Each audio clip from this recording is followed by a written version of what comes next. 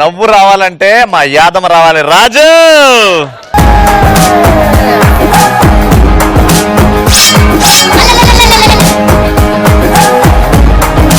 ఇవాళ నేను చెప్పే కంటెంట్ ఏంటో తెలుసా? చెత్త. అరే ఇప్పుడు వారియర్స్ గురించి ఎందుకురా చెప్పాలా? చెప్తే అని తెలిసే తిరిగి వస్తుంది అని. చెత్త కూడా ఉంటది కదా మన సొసైటీలో. ఆ చెత్త ఎట్టోళ్ళు అంటే మామూలుగా వేస్ట్ కావాలనుకుంటారు, కానీ చెత్త ఎత్తేనే అందరికి జీవనం గడిచేది. మామూలుగా పొద్దులు లేపేటోళ్ళు చెత్త వాళ్ళే. 6 గంటలు వచ్చి బెల్లు కొడతారు, అమ్మా చెత్త. ఆడ అస్సలు వంట అమ్మా చెత్త. వాళ్ళ బిడ్డలేసి మమ్మీ చెత్తోడు వచ్చింది మమ్మీ, చెత్తోడు వచ్చింది మమ్మీ అన్న. మాకు పేరు లేదా అన్న? అమ్మా చెత్త చెత్త ఇయ్యమంటే వాళ్ళేమో చెత్త చెత్త బాబు చెత్త లేదు పో పో అంటారు.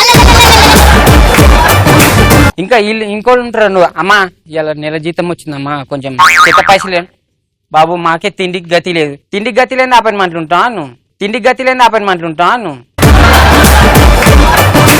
ఇంకో కొంతమంది ఉంటారు అన్న జిఎస్ఎం సార్ పనిచేస్తారు, వాళ్ళు మస్తు కష్టపడతారు అన్న. పొద్దున్న లేచిన నుంచి మోరీలు అడుగుతారు వాళ్ళు.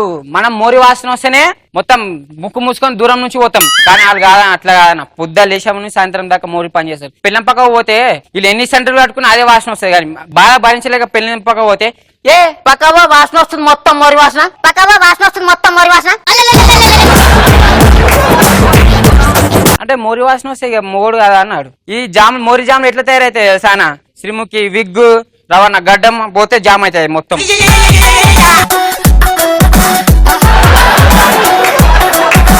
రే యాదమ్మ, లాస్ట్ కి రవి గ్రూప్ లో ఉండి రవి తోటి నీ బతుకు కూడా చెత్త ఏరుకునే బతుకే అవుతుంది. మా చెత్త ఎత్తుకునే బతుకు కాదు, ఆ చెత్త తీపిచ్చే బతుకు మాది.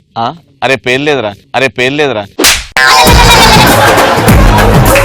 అరే మనము చెత్త తీసేటోళ్ళం రా, ఒప్పుకుందాం, కానీ మనం లేకపోతే వాళ్ళు లేరు కదరా. ఆ కంపులు ఎట్లా బతుకుతారు వాళ్ళు?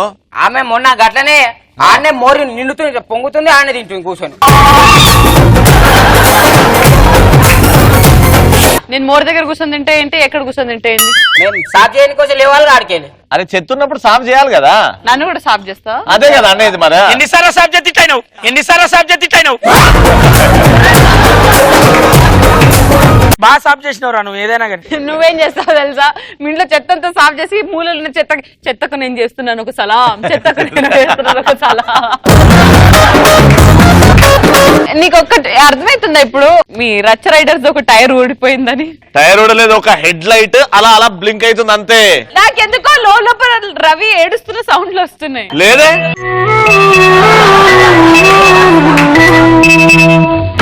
నీ గూడు చెదిరింది, నీ గుండె పగిలింది, ఓ చిట్టి పావురము ఎవరు పుట్టారు?